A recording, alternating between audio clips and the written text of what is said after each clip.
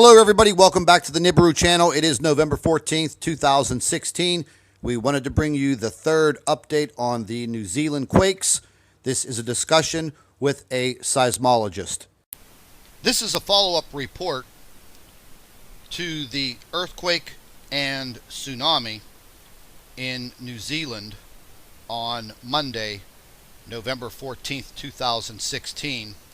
And we are also going to hear in this interview that is done by a New Zealand reporter, he's going to be speaking with a seismologist. And the information that he has on this devastating earthquake is very important. So let's listen to the report.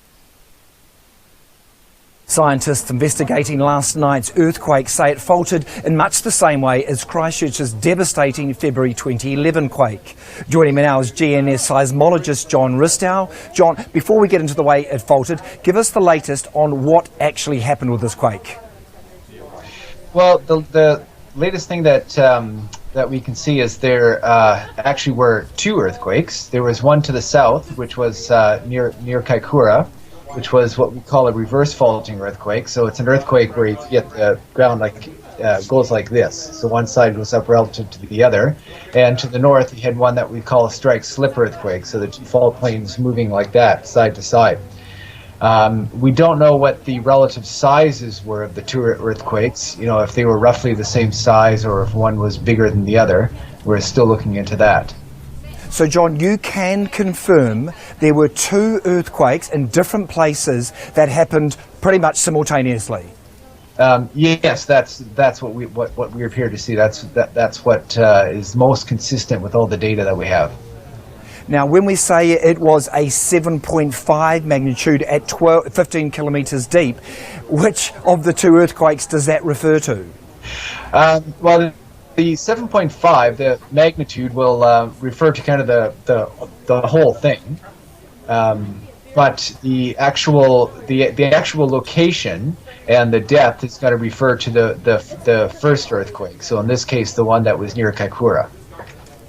Right. Now, the latest on the aftershocks, how many? And there have been some big ones, right? Yes, we've had quite a few that have been 4.5 or larger. And we've had, so probably, what have we got here, about roughly around 300 aftershocks or so that were located. And I think there have probably been at least 60 that have been 4.5 or larger, with 3, I believe, that have been magnitude 6 or larger. So apparently New Zealand suffered two earthquakes back to back, and now they are being rocked by the aftershocks, which are very, very strong and could actually be considered earthquakes. A magnitude 6 as an aftershock is just like reliving the initial earthquake. Let's listen to more of what they have to say. In itself, a very, very severe earthquake. Now, this one was 7.5. If we go back to 2010, September the 4th, that's when Christchurch experienced the first earthquake, 7.1. Can you give us an idea of how much stronger a 7.5 is compared to a 7.1? Well, if the easy rule of thumb is that for every 0.2 you go up in magnitude, you roughly about double the size of an earthquake. So a 7.3 is about twice the size of a 7.1, and a 7.5 about twice the size of a 7.3. So you'd have to go 2 times 2, so 4 times larger. A 7.5 is about 4 times larger. So the earthquake or earthquakes that we saw happen last night at 2 minutes past midnight, these were 2, 3, 4 times as powerful as the strongest earthquake that hit Christchurch. Yes, exactly. So the Darfield earthquake, the September 2010 earthquake, there the fault rupture was roughly about 30 kilometers long. So this one would be about 4 times that long. Extraordinary. Right, now, can we move on to the movement of the Earth again? Obviously, this is all connected to that alpine fault and the subduction zones and whatnot. Explain to us how this earthquake happened, its similarities with the Christchurch ones. Well, all earthquakes in New Zealand ultimately are related to the fact that New Zealand sits right on top of the plate boundary between the Pacific Plate and the Australian Plate. So the Australian Plate's to the west, Pacific Plate to the east. These plates are crashing into one another and also sliding past one another at the same time. And so the Christchurch earthquakes, the Canterbury earthquakes, actually were located a little distance away from that plate boundary, but this one is located much closer to the plate boundary. We're still investigating as to whether some of it might have actually occurred right on that plate boundary. And this time it wasn't the two plates slipping up and down, was it? There was thrust upwards, is that correct? Yeah, well, there was both. So the first earthquake, the one near Kaikoura, again, that was up and down, like this type of motion, and the one to the north, going up towards Seddon, was side to side motion. And right. we've had our some people from our landslide team. You know, they've already gone down and they've flown over the area, and they've actually seen surface ruptures. And to the south, they've actually seen the surface rupture basically going pretty much straight up and down. Or pure up and down motion, and to the north, pure side to side motion. John, how big were some of those surface ruptures that your team observed? I don't know I can't tell you off the top of my head how big they were. I haven't heard what the actual size of the surface ruptures were, but they'd have to be fairly big to be seen. Well, they'd be so in terms of length, they could be several kilometers long. Yep. And as far as the actual displacement, the amount of up and down or side to side motion, probably on the order of meters.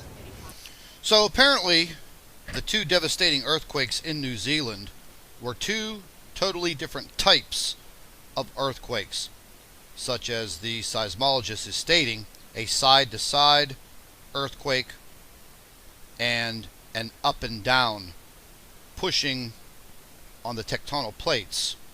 Let's listen more to what he has to say. Okay, now we can't predict earthquakes, but we can, through history, learn of the pattern of aftershocks. What do you expect to see from this point going forward?